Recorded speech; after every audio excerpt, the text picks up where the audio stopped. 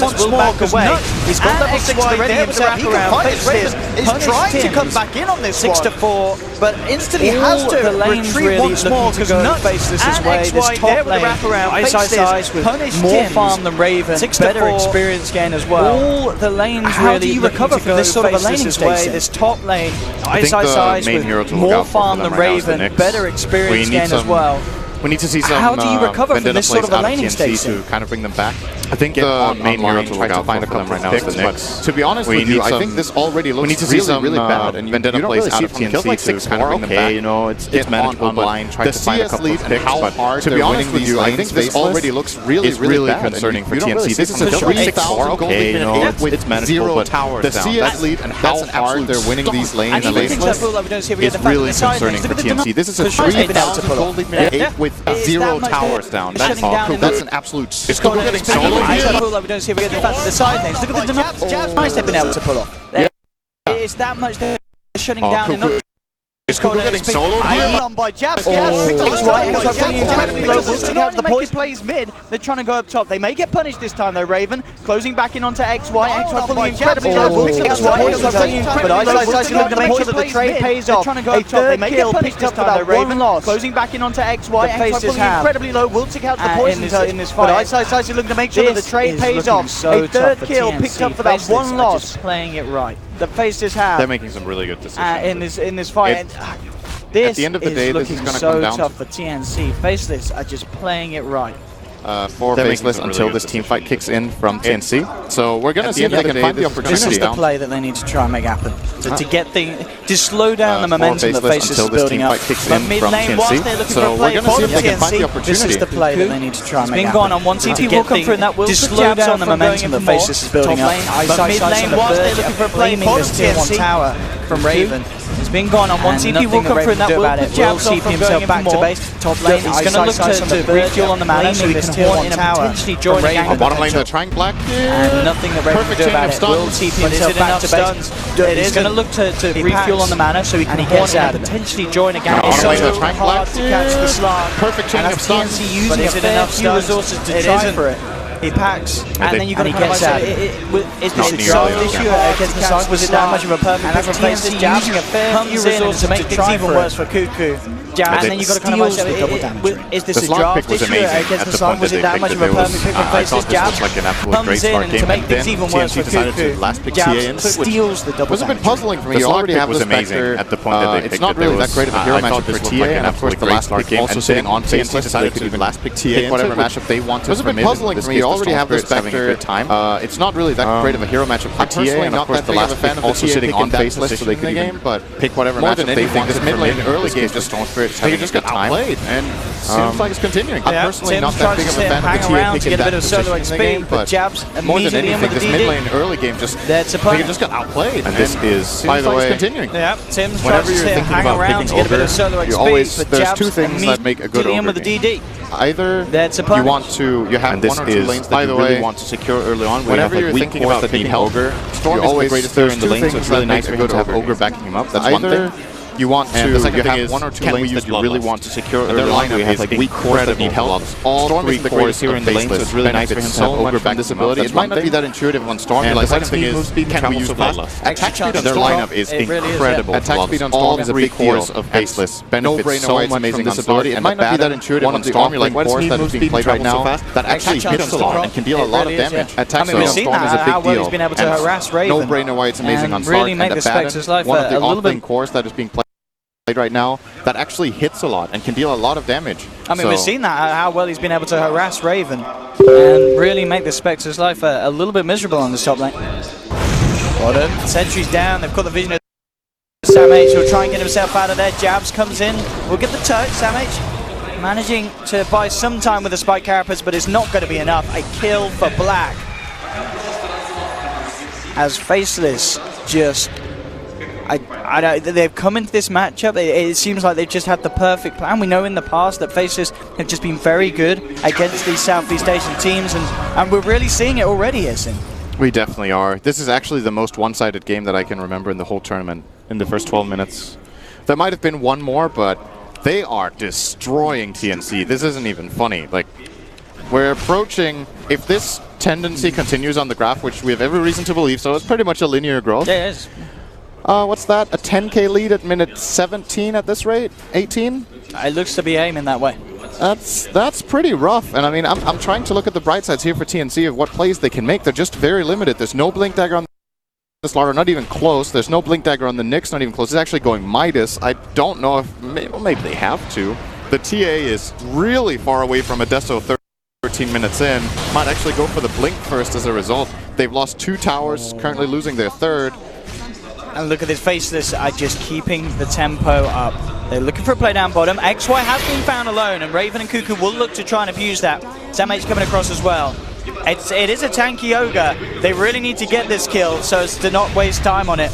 And they will do so indeed. The question is if Faces can punish them. Jabs gets the touch onto Cuckoo. Looking to zip in and close the gap. Spike Cameras pull on him back. He's actually out of mana here. Jabs has to be a bit careful, but he does have the back of the team. Black jumps in, gets the pounce on Samh. Samh starts to run, has the stick charges to survive. Pull back onto Raven, graved up by Ryo. TNC, they're managing to stay pretty strong in this fight, all things considered. Jabs ticking down low. The storm will drop, but Black, he's still fighting very, very strong. The meld hit, the stick charges. Black stays alive, healed up by the mist coil. Good crush from Tims, but it's dark packed off immediately by Black. Cuckoo melds up, no vision here between them, but they do have the AoE from the Dark Pack, but the Refracted, it doesn't matter.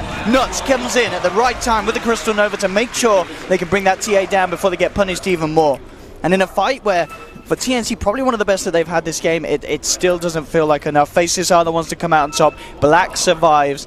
They may have lost Jabs, but it is still a Faceless win. Yeah, this is really, really big win for them. Did Slaughter die twice, or did he just not... I think Slaughter died twice.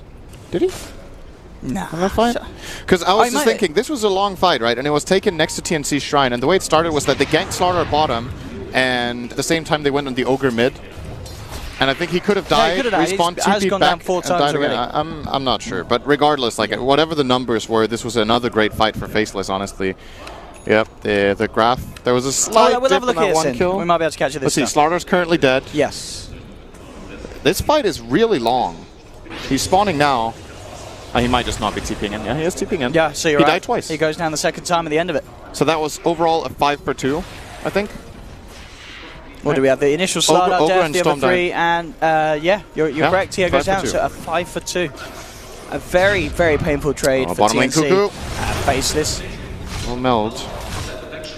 Cuckoo and Ryan have to be careful. Ice is going to come hunting for them.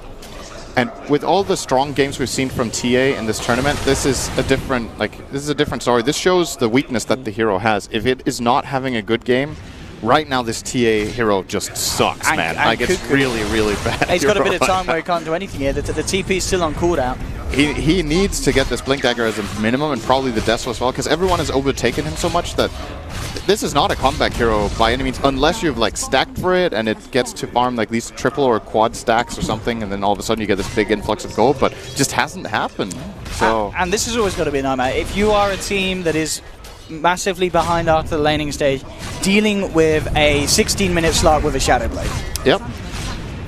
And he's not the only one making good item progression. We're seeing Ice with the Vlad's into soon the Medallion, and then full Solar Crest will come shortly after. And the Storm Spirit will have a pretty timely Bloodstone as well. So everyone is doing very well on the Radiant side. Even the supports are having a pretty good time. Almost Midas and the Crystal Maiden. Ogre has the Value Buckler. Looks like he's going for a full mech, actually. I may sound like a broken record here, Owen, but I can't even imagine a fight right now that TNC can win. Like, that is how grim it looks. The difference between this game and Liquid's games yesterday when they had the TA and the Spectre was that their TA had a way better game, first of all, and their lineup just had more damage. The Doom in the Liquid lineup made a big difference in terms of just being able to go in, get them an advantage in the fight. Nyx is not that kind of hero, especially not with a Gloves of Haste. Like, are they going to kill people? They will find Black, but again, Shadow Dance still there. We'll use it rather early, so they managed to hold him in position. This is a good start off for 10, with Raven jumping in as well. Black pulls low, we'll get the pounce off. Raven continues to chase, Cuckoo comes with the blink, that's huge. Absolutely huge for TNC. They get one, they may just get two as well. XY tries to get himself up to the high ground. Fire Blast to hold back the TA, but the rest of TNC close in, pick up a second. TNC perfectly. I mean, that is pretty much the only way they can kill the Slark. They did it textbook. The timing of the stuns was brilliant. They controlled him. Arguably, maybe a bit of an early Shadow Dance from Black did end up costing him because they were able to stun him through it. But that was perfect from TNC. But more important than anything, he was out of position. This kill, I don't think is possible if his team is backing him up. Abaddon can always save him, or if there's like a Crystal Nova and a Frostbite, he might be able to get away from this core that ends up killing him. But that failed, and all of a sudden TNC. Oh, this is a good job! Oh, he's done it! He snatched the Aegis Jack! Oh, it's huge! AoE damage comes through for the Crystal Nova. TNC falling low. Jabs with the big ball play coming in, snatching the Aegis. Raven's trying to get himself out. He's the last member of TNC alive. He will survive for now. But that timing from Jabs, getting into the pit, absolutely beautiful. This is such an ironic moment. He makes like the biggest play of the game. He gets stuck on a cliff of storm right now. Oh, that's some good stuff. Really, really nice play here from Jabs. When this was the possible turning point of the entire game for TNC. They got 2 big kills next to the pit. They have a good Roche lineup in starter and TA. But at the end of the day, the lack of a Deso. They don't kill Roche fast enough. The Storm gets there in time, goes for the big play, manages to snatch the Aegis 1-on-4 basically. An absolutely huge play here coming in from Jabs. And now we're feeling very comfortably with Faceless once again. 10,000 gold. At the 80 minutes, as you predicted. Well, it's a bit later. Or is it? No, actually it's 18, yeah. That's kind of not exactly the way I imagined it would happen, but the advantage is still there. Is this a full crest? This is a full solo crest now on Ice Ice Ice. And they have some really good heroes to take advantage of this aggressive minus armor usage and of the defensive usage. I think especially the defensive usage. Look at this timing again. It comes in absolutely perfectly. This is super good. And just the amount of damage he's able to do with those passive procs because of how close they are together, it just rips TNC apart. I mean, Raven was very lucky to get himself away. Very lucky. They got the very nice jump into level 4 Static Remnant with Aphotic Shield, another Static Remnant, Crystal Nova, and TNC are just... There's no play. You're caught in the pit. You kind of had to commit that many heroes to try to get it in time. I don't think it was a bad idea from TNC. It was just one of those moments. Here begins the fun. Black, he won't get the kill, but he will be able to grab a few Essence Shift stacks. Forces the Dazzle to TP back. This tower is gone. A second tier 2 to be falling for the side of TNC's map at the 20-minute mark. Faceless still with the 3 strongest cores on the map. Raven and Cuckoo trying their best to climb back into the game. We do have, well, Desolator is not looking too far off for Cuckoo. He's still managing to make good progression considering how hard he was beat down on the start. Yeah. He's got 2.1k on top of the Blightstone. So just about 1,000 more to go in and have it. Black, maybe looking to see if he can find something. This is something you generally don't want to see though. Like TNC have the Spectre and TA fighting for farm in the same lane. That shows that you're cornered. Like there are so limited options to where they can go and get farm that they end up going toward the same spot. I think regardless they shouldn't be. Like so one of them should just go somewhere else. But they might be just trying to trade off towers here. There are only 3 heroes in position though. This could be interesting in mid, however. Sam H, they need one more hero. They're deciding against it. Dazzle and Nyx alone can't do it. Here goes the 2-2. So now it makes a bit more sense that Tia and Spectre ran down here together. They will get the tower, at least. But here comes the high ground push. And this is really difficult for TNC. How do you hold this back if you're TNC? Your hero is just... where's the kind of the wave clear as such to push it and the AoE? I think you have to play around the weave that is currently ticking. The Deso almost done on TA, but won't be in time. Silver Edge complete on Black. Weave is pretty strong right now. You need to be careful. And they're just going to step back for a little bit. The weave is running out now in 5 seconds. And the next crew wave is ready to come in. TNC. Oh, Black actually seeing if he can get himself a pounce onto Sam H. Won't get the connection. And the tier 3 falling very quickly. Jabs ready to start making the play. Zips in, grabs Rio. Rio gets the Brave off the time. There's the horn from Raven trying to kick things off. Right side, pop the ultimate. Jumping around, Tims tries to get himself away with the sprint. Will escape for the time being, but Jabs jumps again into the 3. Hitting the slow onto 3 maps again. Jabs with the plays in and out. Out of mana now, has to be careful. They'll look to turn back towards the racks. Black healed up by Ice Ice Ice. They'll take down the Slardar. Tims with the immediate buyback. Vortex onto Sam H. Dragging him back in. Zip 4 Jabs will pick up the Nyx Assassin. Second one dead on TNC. They haven't quite finished off the melee rack yet. TNC trying to do their best to keep Faceless hands off them. Jabs is out of mana, falling low, but Cuckoo frostbited up. The Grave comes out just in time, but can they actually get Cuckoo out of this fight? He's being slowed down. XY tries to look for the Fire Blast, does get crushed up by Timmers, but that's the third one down. Ultra kill for Jabs, as TNC just cannot stop the onslaught. Faceless find the melee rack, so get the range as well. And Jabs, he's not done. He really, really wants that rampage. He's not going to get it though. The Aegis will be popped. It was almost running out. There's a good play from him. He wants to die there before it expires. I mean, this fight kind of shows what I was pointing out earlier, right? They just don't have the damage. They were fighting with 2 shrines and a buyback and under their towers, and they still lost. And they didn't even kill a hero, I think. This game is all Faceless, and unless there's some sort of miracle happening in a moment, the game is all over as well. Good damage from Cuckoo here onto Black at least, but Solar Crest's pretty good item. Look for the chase. They will get the slant to Jabs, but Jabs still with a full tank of mana. Very hard to catch. This will be popped just in case they caught any of TNC's members close behind them. Raven picked up the Invis rune. Doesn't have Haunt though, of course, for 40 seconds, and Raven very little he can do. Wishing he was Earthshaker right now. That was a very good Invis rune on a very bad hero to have an Invis rune on. So maybe if he had Radiance, he could have gone for the Invis walk down. The slow burn. That only works in your game zone. Yep. And then it doesn't.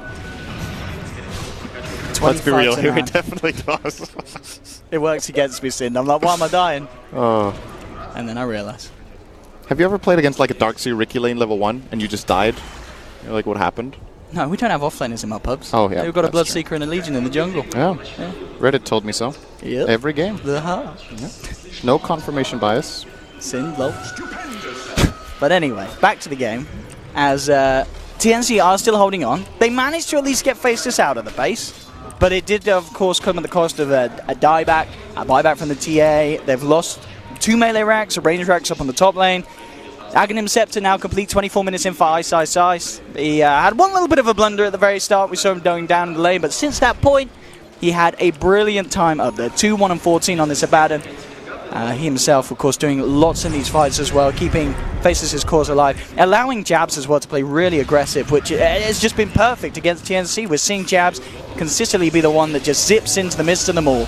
And because, as we mentioned earlier, you know, we talked about the lack of control for the Slark. It's the fact there's lack of control for the Storm as well. There are 2 heroes that you need to be controlling with 2 stuns. TNC, this is a good line. This is going to be all in play. He knows exactly what's happening. This is the YOLO play. There's nothing left to do. TNC, it's go time. Sam H looking for the lead in. Comes round from the back. Raven will put the horn at the initial stun on XY. Jabs looking straight for the dazzle. Great call from Jabs. Immediately eliminates the backline support.